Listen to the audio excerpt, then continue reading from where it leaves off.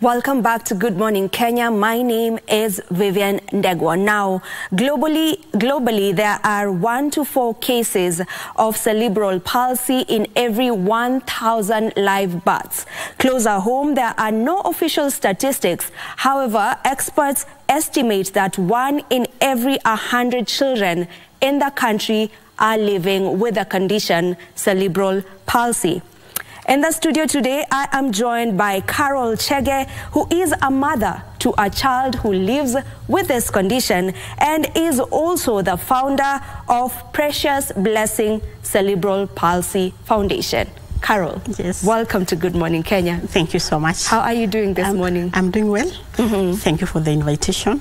I really honor it. We are pleased to have you here. If you can just start by knowing what was the motivation behind you starting the Precious Blessing Cerebral Palsy Foundation? Okay. It started as a result of us being blessed with a child who is living with cerebral palsy, Precious now, who is 8 years old, and we thank God for her. She's a champion. Because of her, the challenges that we have gone through, and nobody ever, reached out to us to encourage us, to tell us much about it. So I kind of thought of, starting a foundation that will be catering for their needs, for encouraging, such conditions, and generally to give hope. Yeah, like there's hope beyond the cerebral palsy. Yeah. Yes. That's a good initiative you have right there. Thank you. I would love for you to take me back to the point where you first were told about Precious's condition of having cerebral palsy. Just how was that moment like for you, and how did the doctor break the news to you? All right. This is a condition that Precious got when she was being born through negligence at the hospital, but we forgave them and just decided to move on so that she could be able to focus on taking care of Precious. So no doctor ever told us about it until 2 years later when I took her for therapy sessions, of which we started when she was only 3 months. So this time I took her for therapy. Just after the therapy, I had requested the therapist that Precious needed to see a neuro. So there's this letter that they used to give as a referral from that therapy center to the neuro now. And so they still never told me about it. So in the letter, I happened that I read, and I saw like there was a referral like, please, Dr. So-and-so, attend this baby. She's a CP case. I'm telling you, it was the worst moment of my life by then. It was very difficult because remember 2 years later, having a baby with a condition that we never knew about it, and the condition that we were given, we were told that Precious had a condition that was called HI2. HI2 is not CP, but it's a process of getting cerebral palsy. So kind of the doctor was hiding us from the truth, but this day I thank God that the doctor never told us then, because I'm telling you, it would have been bad for me or for us as the parents, because remember here, Precious' birth was difficult. And now the baby was born with a condition, and then all the stress of that had the birth, and then finally I'm told the baby has a condition. It would have been bad, but then we used to blame them. But now, just the other day, I met a doctor whereby we interacted, and then I found out it was better for them not. The fact that they never told us then, it was better. Yeah, it was a blessing in disguise for you. Them not telling you immediately. Yeah, exactly. The doctors, you see, they are very wise. So they know if this mother, or the parents, we happen to tell them, break the news immediately, it might affect them, badly. So they are like, let the parents stay with their child. Gradually they'll go, noticing some milestones that are not normal. So that will prepare them mentally for the final report. And that's what happened to us. But it wasn't easy. It was still very difficult for us. But then we had thought of, if they had told us earlier, it would have been better. Yeah, that was our condition. But it was still okay that we didn't know that early. Okay. Yeah. You mentioned that probably the doctor just knew that with time, due to the milestones that we always expect children to, cross, then you would know. So what are some of the early signs that you would say you spotted in your baby girl, Precious, as she was growing, and how old was she when you realized, okay, so there are some things I'm seeing that I don't think are normal? It was when she was 3 months old. Like, remember, Precious is our third born. So before that already we had raised before her. So we already knew that the milestone of our child. So by 3 months, there are things that we expected her to be. to have overcome, like to have grown. But now for 3 months, actually she never even used to cry like how a newborn cries. She would cry just once in a while. But there's this particular day when she started screaming just from nowhere, like she could be sleeping and then all of a sudden she could just scream, just keep quiet and sleep like nothing had happened. So she did like that for 2 days, and then me and my husband, we said like, no, there could be something wrong with this baby, let's go back to the hospital. And then at the same time she was shaking one hand and one leg from the same side. So for us, we didn't know that was convulsions. So we went to the hospital, we told the doctor what was happening, and definitely the doctor knew about it. He went back to the files. At least we went back to the hospital where she was born. So the doctor went back, looked at the file. Already he knew about it. So what he did, he introduced to Precious some anticonvulsant medications, of which still we didn't know that they were what they were actually. At least that stopped, that shaking and screaming stopped. I'll have to cut you short a little bit. We'll need to take a very, very short break. We'll be back shortly. Before we took that short break, Carol was just explaining to us how she realized some of the signs that she got to see with her precious child by the name Precious Blessing, when she realized that things are not quite normal. You were talking about realizing that her hand and leg were shaking, and you didn't know that that was convulsions. So we went to the hospital. At least with the doctors, they know all about these things. And also he went back to the files, to her files, because we went back to the hospital whereby she was born. So the doctor gave her some medications which were anticonvulsants, even though still they never told us that that was anticonvulsants. So he gave us some instruction like how to be giving her. Like I was told, if I decide to be giving her, it was supposed to be taken once a day, of which until today. So I was told, if I decide to be giving her each day by 7 in the evening, I stick to the time. And that is what we do until today. Okay. Yeah. Okay. How difficult is it raising a child with a condition of cerebral palsy? It is so difficult. It is so expensive. It is so, it drains even financially, emotionally. Sometimes you feel alone, whereby sometimes people run away from you, even the friends or family, because there is this misconception in the society, like people they really haven't gotten to know what is CP exactly. Like it's not anything to do with witchcraft or people selling their children to the devil to get money or things to do with the wife's place. There are these things where people see, especially here in Africa, like when a child has a problem, the problem belongs to the family of the wife. Such things, which it's not. The fact is, cerebral palsy is a pre-existing condition and it's a brain damage, and it has different causes. One could be lack of oxygen, maybe there was negligence during delivery, or the mother maybe could have fallen during pregnancy, or maybe she took some medications which she was not supposed to take, or just something happened somewhere. Remember, it's a pre-existing condition, so it means at some point it was not there, but something just happened and this condition came in. It's not easy to take care of our babies, but we call them champions. They're champions, because they fight for their lives like every day, through the medications that they take, through the therapy session that we take them. They need them like literally almost every day, like 3 times in a week. We celebrate them, we call them champions, we call them blessings, despite the challenges that we go through, because at the end of the day, we believe that every child is a blessing from the Lord. True. Somebody somewhere is crying for a baby. There are people who say like, God, even if you give me a disabled child, at least I be called a mother to so and so, I'll be grateful. So each child is a blessing. We love them, we have embraced them, we accept them just the way they are, and life moves on. You mentioned that it is expensive to take care of a child with cerebral palsy. How expensive is it? Is it the treatment side, or just get me into how expensive it is? Generally everything about it, around it, made from diapers. Remember, this baby is a child who you can't do potty training or can't use a toilet, so that means that baby is on diapers every day. Depending on the age of the child, maybe it's a young child, but maybe could be using between 4 to 5 in a day, and then maybe the child could be a grown-up and an adult. Their diapers are very expensive. Also, there are these anticonvulsants that they must take on a daily basis. Failure to that, they can get convulsions that can even kill them. there are these therapy sessions. They are very crucial. They need them so that even though they might not, recover from the condition, but at least the therapy session enables them, to better. Like if it's the hands, they will not fold.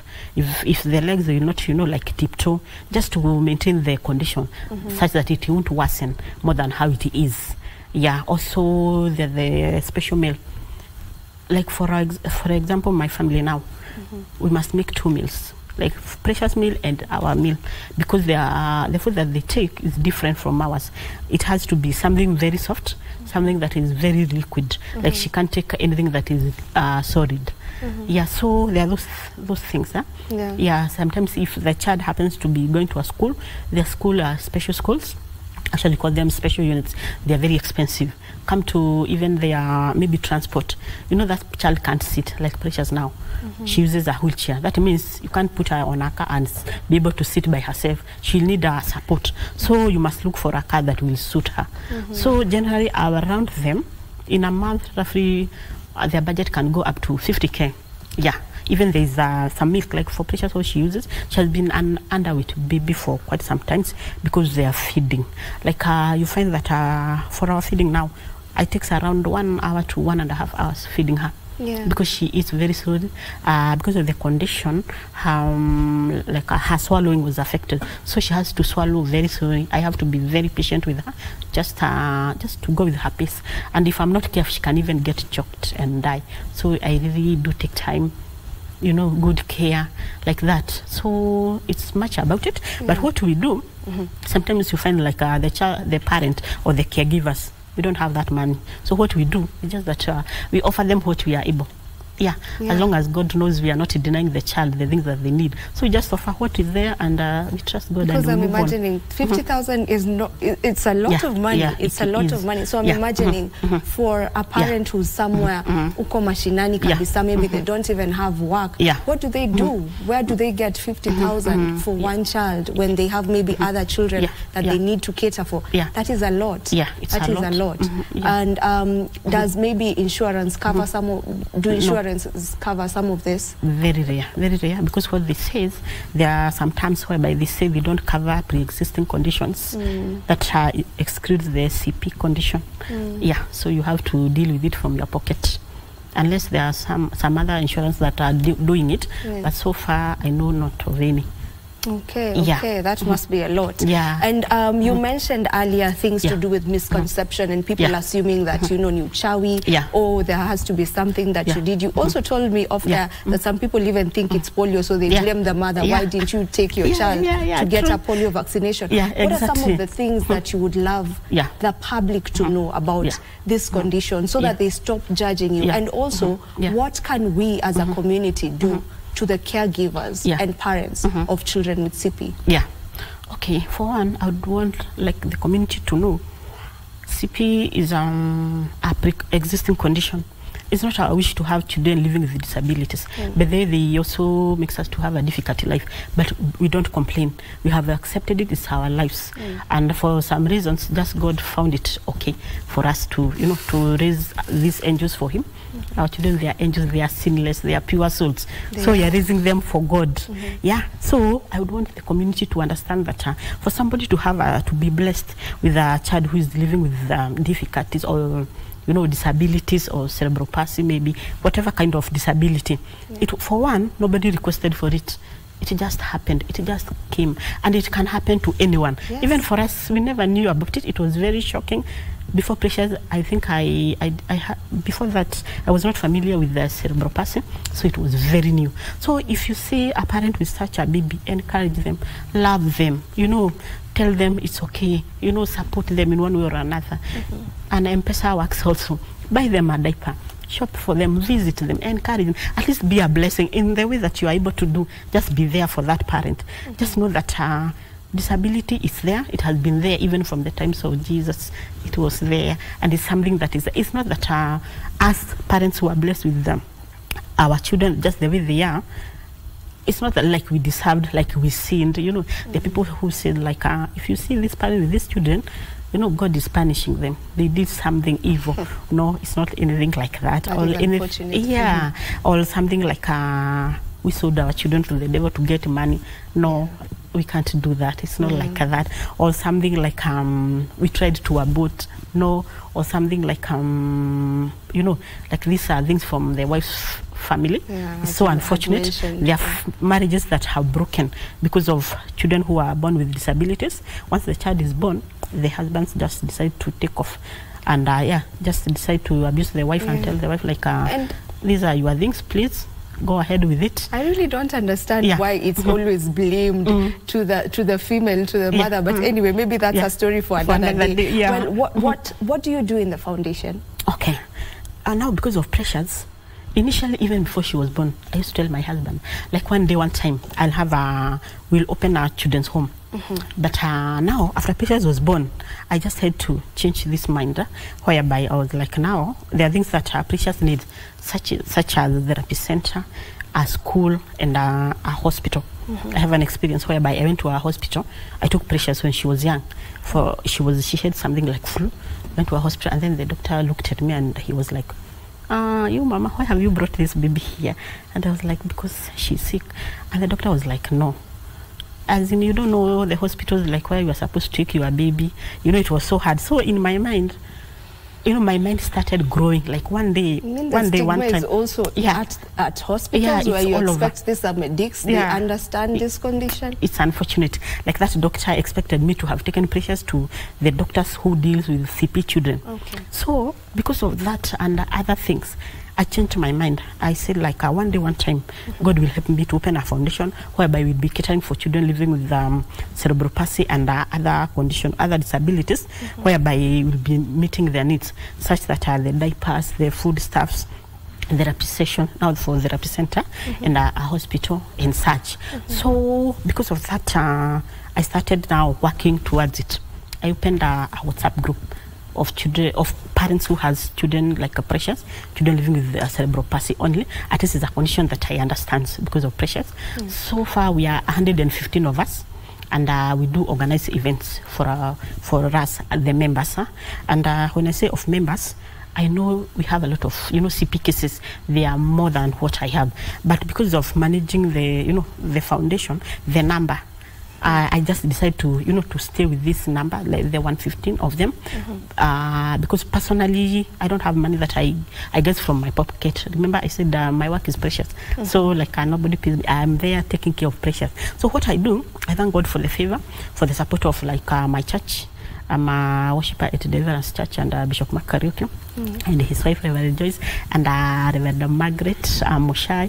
They are such supports, they are such a blessing. And all members of Deliverance Churches, that could be Deliverance Church, Majestic City, Kangundo Road, KPCU, or Two Rivers. They are such supporters. And also my friends on Facebook and other friends. So when I plan these events, we plan together with my patron, who happened to be Reverend Margaret. We go to people, we tell them, at least so far, our churches knows about us. So we tell them our needs, the diapers, the foodstuffs. So what they do, they either shop for us or they bring the foodstuffs themselves to the church, and then we are sorted. We set a date for the occasion. We share what we have. You are truly a woman at the forefront. You are doing the Lord's work, actually. It is very commendable. Thank you. You're doing a good job. You're doing a good job. So as you've mentioned, you have 115 members in the foundation. I'm sure that you interacting with all these members, 115 of them, there are some burdens that they face. Could you just touch on some of these burdens? Okay. Remember, we said that in our foundation, we are all parents of the same condition, and we say that we are parents blessed with the same blessings. Like our children are blessing, they have the CPS, we have accepted, we are moving on. There are challenges. The best thing about being in a group, we share, we encourage each other. When one is down, we uplift each other. We give like ideas. Like for me, sometimes I go there, I'm like, what do we do, to increase weight? Like someone will come out there and we give some ideas, like their experiences, like that. Someone else will ask, like, especially this thing of weight, it really affects a lot of our children. So most of us, sometimes we are there about sleeping patterns and sometimes even weight. So we are like, we share about it and we feel free. So challenges are many. Some people can come there and say, like, for me, my mother-in-laws, you know, they really hate me. I don't even go home. Who else has this kind of, you know, challenge? How do you feel about it? What do you do about it? Yeah, so challenges are many, but at least in the group we share, we educate each other, and we don't condemn each other, because we understand we are in the same shoe, so we know how it, you know, it pinches. Yeah. He who wears the shoe knows exactly, you know, where it pinches, as you have mentioned. Now, to maybe a parent who's watching the show right now, and they have a child with cerebral palsy, but they don't have any support group. You know, yours is a support group, because you're many of you, and you share the same experience, so you have each other to lean on. So for someone who's watching us back at home right now, and maybe it's so bad for them, they feel like giving up. You had told me earlier that some even commit suicide, some even kill the child and wish the child dies. What word do you have for them? I would tell them, brace yourself, accept the challenge. It's not easy. I am in that shoe. I know how much it pinches, but just ask yourself, if it were you who is living in that condition, how would you want to be treated? Wouldn't you want to be loved? Wouldn't you want to be embraced? So do the same. I'm sure you'll say yes. Your answer is yes. So do the same to that child. Love the child, accept the child, brace the child. Love, you know, love conquers everything. It wins. So it's not easy, but you know, encourage yourself. Know God. At least by knowing God, your heart becomes better, rather than someone who doesn't have faith. So it's not easy, but brace yourself, love the child, accept the challenge, try to do some research. The other thing, you know, mix with other parents who are blessed with the same children. If your family members are not accepting you, they are not, you know, loving you, what I say is that family is beyond, you know, blood. It's not about blood relationship. If a person who is, you know, embracing you and it's not your family, that is your family. Love that person. Be communicating, be talking, because there is therapy. By talking, expressing yourself, there is healing that happens. Yeah, that looks like counseling. So be open, ask questions what you don't understand about the condition. Just do some, you know, some research here and there, and also you can reach out to me. We can talk 1, 2, 3. Yeah. Yes. How do they reach out to you? Okay, you can go to Facebook. My account is Blessings Bonnie. You will find me there. Still, you can get me on my number, which is 0724 661967. 0724 661967. You will get me, and also I can add you to a WhatsApp group whereby we'll be communicating, we'll be giving each other hope. So don't die alone. Yeah, that's what I say. Don't die alone. Don't die. Actually, we still need you, and your child needs you more. Just imagine if your child's life is still difficult when you are there. What would happen if you die? That means that child will also follow you, and I'm sure you don't want that to happen. So please reach out, look for support groups, look out for people who can help you. Also, join a church and let your pastor know about it. There's this one thing that I say. Like for me, I just decided, if I lock myself in the house, just cry there with the precious, of which I used to do initially when I was in a stage that we call denial. Who will know your needs? Who will know you are out there? And maybe your angel is next door. But until you wake up and raise up your hand, raising up your hand could be in your church, talk, let them know. In the community, use the social medias, talk, do the awareness. You may not get outside there, you know, literally asking for help, but through doing the awareness, God will use people, and at the end of the day, you'll be blessed. Someone will come with a diaper. Someone will send you something small to support the baby, and your life will be better. So by sharing, you'll get help through one way or another. I'm just sure God will send you some angels. Very true. They say that God does not give you something that you cannot handle. So in his own ways, he'll find a way to make sure he sustains you.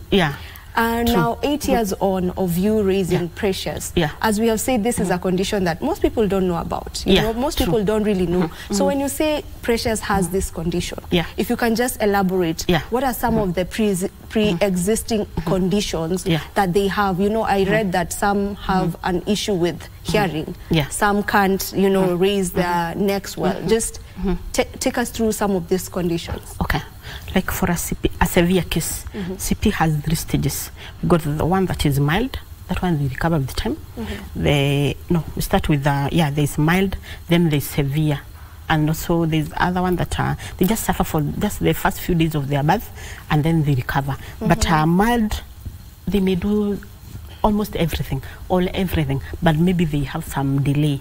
You know, like they will do it slowly. If he's talking, they just, you know, talk slowly. If he's schooling, they will still school.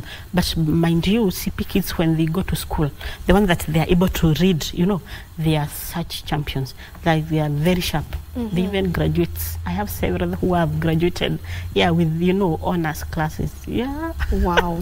I'm telling you. So some of the things, like now for severe cases, like for our daughter now, Precious, like initially she didn't have sight.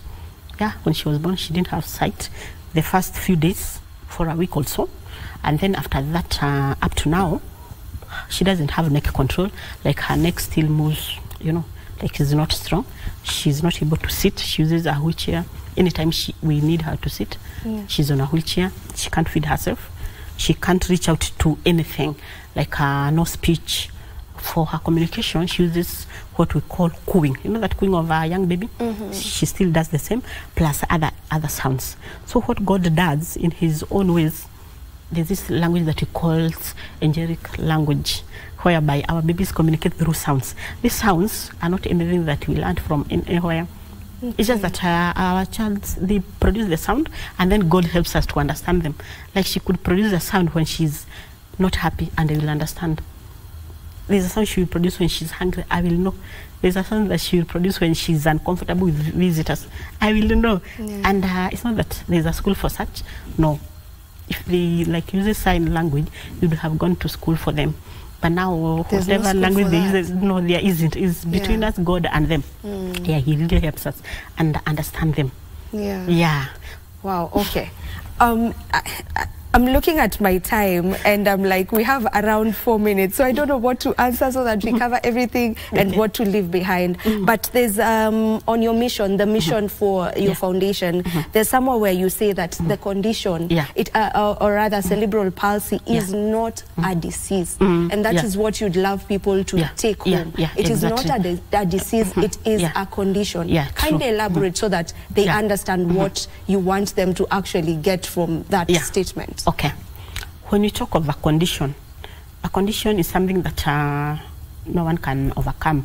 You know, what we do is manage it. We manage it, like for CP cases, we manage it through therapy sessions and conversants.